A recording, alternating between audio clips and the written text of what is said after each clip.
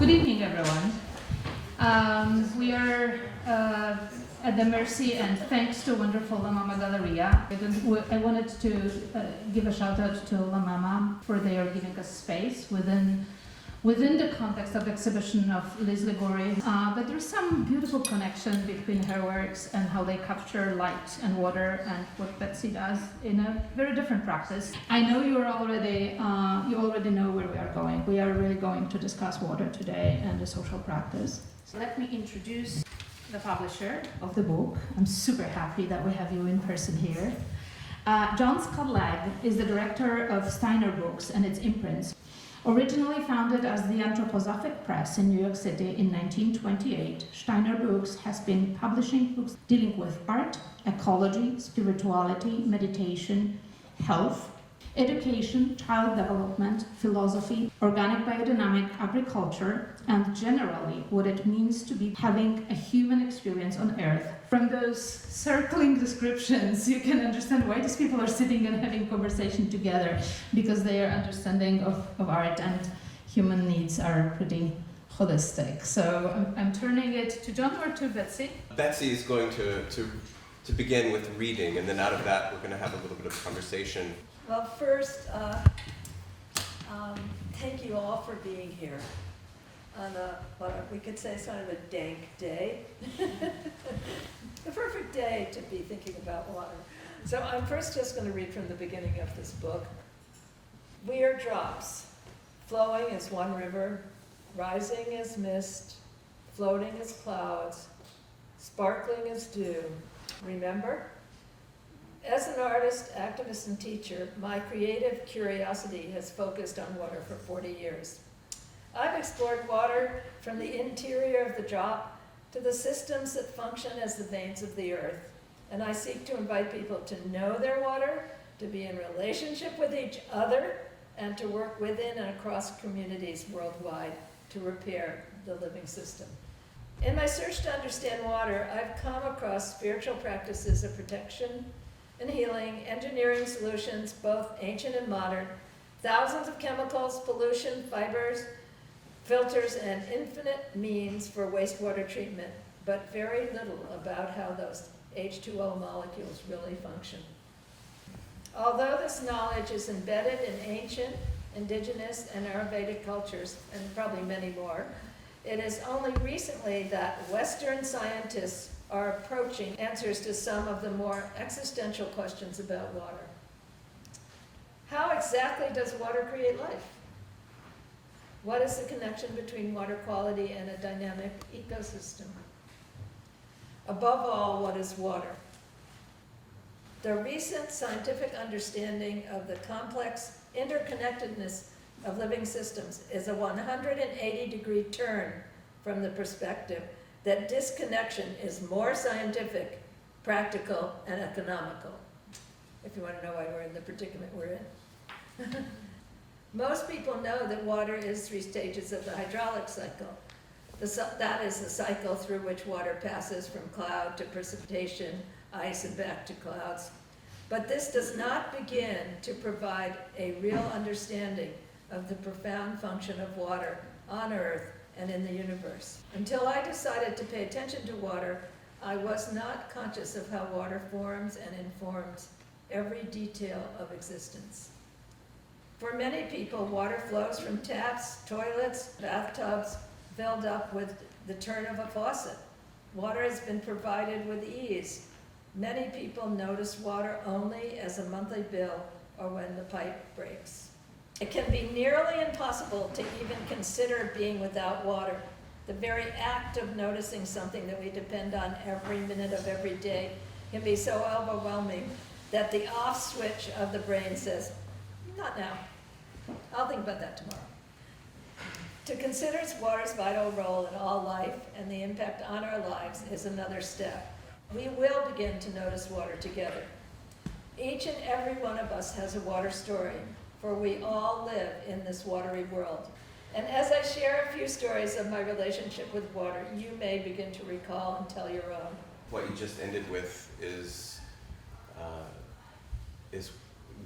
probably the coolest thing about the book, I think, is that it brings people together. Water brings us together in ways that we don't expect. And even just coming here this morning from Columbia County, New York, and basically followed the Hudson River, and I noticed this morning how much more awake I am to water. So I call water Mistress Water. It can't be Mr. or Ms. if it's going to have a title. And then it's a footnote that mistress used to be in charge of lots of land. Now it's become consort of a wealthy man, so, or not a wealthy man. But this was how the thought process I went through. I asked myself, how can I avoid objectifying water? If water's not an object, then what is she? So suddenly water had a voice, initiative, and agency that I did not fully understand. I knew that I was part of something much larger than myself. So Betsy, I was wondering if you could talk a little bit more about the privatization of water. Something that appears to really be a serious international threat, which we know very little about. More than 80% of the world's fresh waters have already been brought up. Lots of places, people are trying to get privatization in big cities. That's what happened in Bolivia, and there was a huge rebellion. And in 1991, I wrote, "Water's the foundation of life, therefore water must be the foundation of planning and design." But that's very radical. Places don't do that. You know, they build something and then they say, oh, I'll go get the water from 60 miles away or 300 miles away.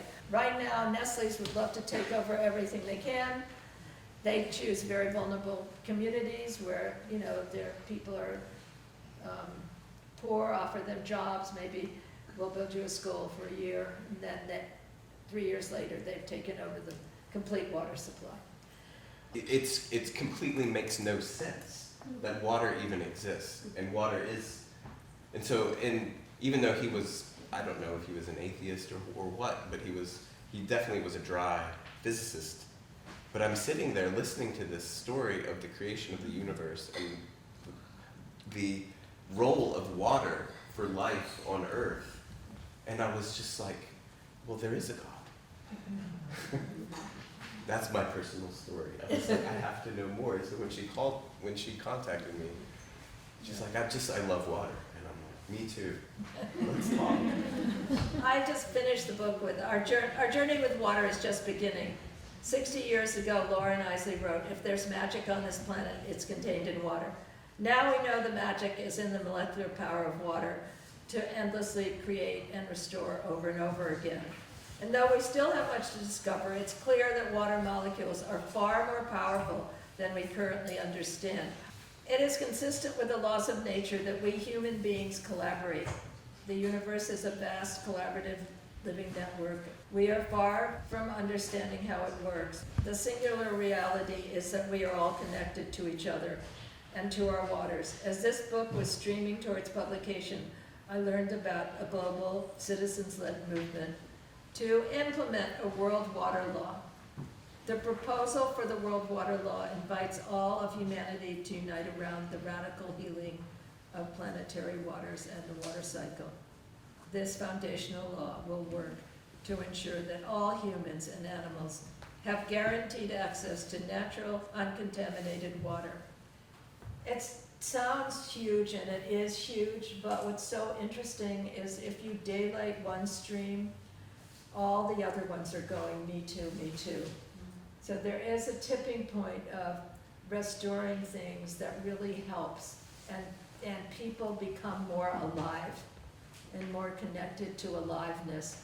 And I just believe in my heart that it's deeply important to hold up the possibility right now, today, tomorrow, this week, next week, that we can collectively do this with each other and for the future of everyone we love.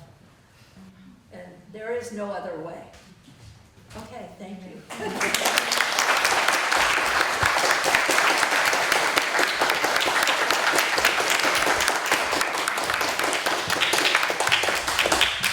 I suppose, like, if there's a piece of actually would like to meet, as if you're a Manhattan, Queens, Brooklynite, or whatever local, you know, we could figure that out.